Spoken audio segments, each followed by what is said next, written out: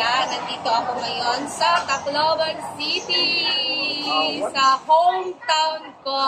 At nagpunta kami dito ng family ko sa Hayan, located in Tanawan, Leyte. Ayan, dito lang. 12 kilometers, I think 12 kilometers na rito away from Palo.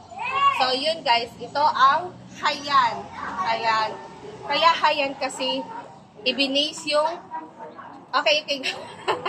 ibinase yung pangalan nung bagyong Yolanda. Kaya Hayan. In English, Hayan. Yolanda. Hayan.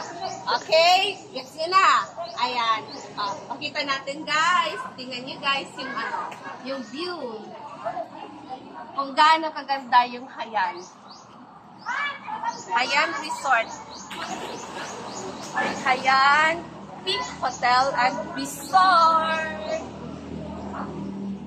Okay. Gotcha.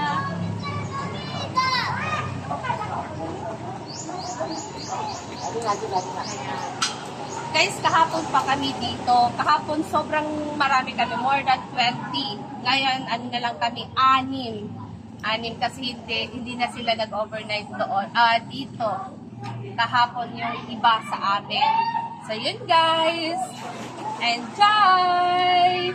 Bye! Okay.